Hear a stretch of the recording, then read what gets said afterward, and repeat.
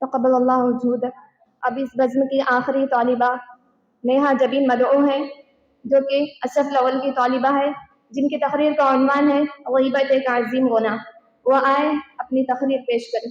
فلتتفضل مشکورہ۔ السلام علیکم ورحمۃ اللہ وبرکاتہ۔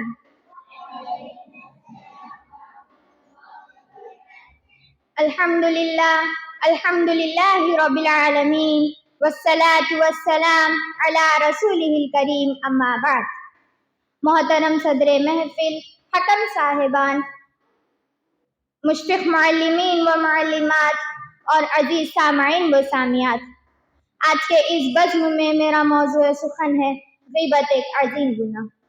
اللہ نے ہمیں بہت ساری نعمتوں سے مالا مال کیا ہے، بے شمار نعمتوں سے نوازا ہے۔ انہی نعمتوں میں سے ایک بڑی نعمت زبان ہے۔ اللہ کا احسان ہے، اس نے ہمیں بولنے والا بنایا، زبان جیسی نعمت سے محروم کیا۔ اگر اللہ تعالیٰ ہمیں گونگا بنا دیتا، نہ بولنے والا بنا دیتا، تو ہم کیا کرتے؟ کچھ نہیں کر پاتے، لیکن اللہ تعالیٰ نے ہمیں بولنے والا بنایا۔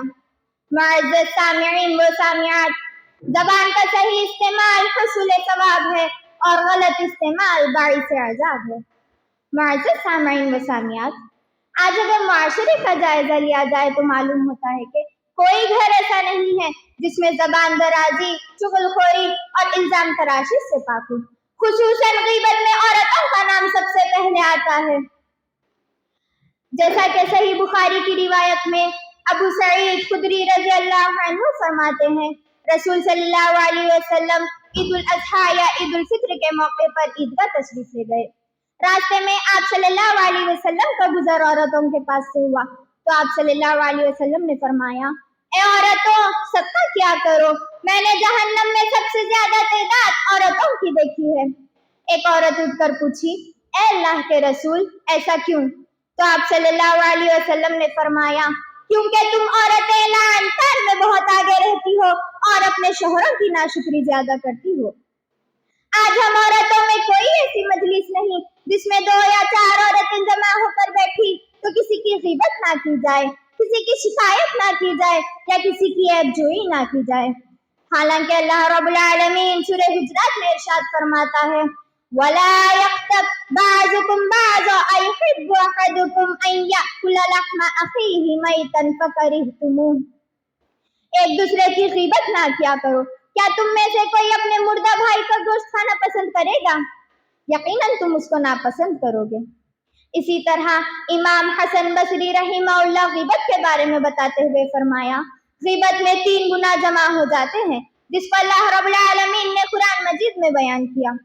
پہلا، جس بہن کی آپ غیبت کر رہے ہیں، اگر واقعی وہ بات اس کے اندر موجود ہے تو آپ اس کی غیبت کر رہے ہیں۔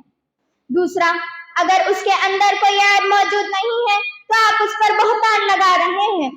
تیسرا، آپ کو حقیقت کا علم نہیں ہے، بس آپ سنی سنائی باتوں کو سنا رہے ہیں۔ معزز سامعین و سامعات، غیبت بہت ہی خطرناک اور ہولناک برائی ہے۔ معزز سامعین و سامعات، آج کے دور میں سب سے زیادہ مزیدار اور خوشگوار گفتگو وہی سمجھی جاتی ہے جس میں کسی کی برائی بیان کی جا رہی ہو۔ اللہ اکبر!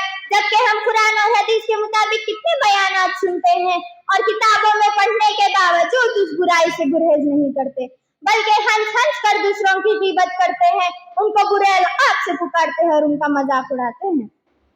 حالانکہ شریعت نے یا ایھا الذین آمنوا لا یسخر قوم کہہ کر واضح کر دیا، تو کہیں پر رسول صلی اللہ علیہ وسلم نے المسلم من سلم المسلمون من لسانہ و یدہ کہہ کر فرمان جاری کیا۔ معزز سامعین و سامعات، ہمیں اپنی زندگی کو لقد کان لکم فی رسول اللہ اسوۃ حسنہ کے تحت زندگی گزارنی چاہیے۔ لہذا ان تمام باتوں کو مد نظر رکھتے ہوئے غیبت کرنے سے کوسوں دور رہے اور دوسروں کو بھی روکے۔ آخر میں اللہ رب العالمین سے دعا ہے، اللہ رب العالمین ہم تمام کو غیبت جیسی بری عادت سے بچائے۔ آمین ثم آمین۔ السلام علیکم ورحمۃ اللہ وبرکاتہ۔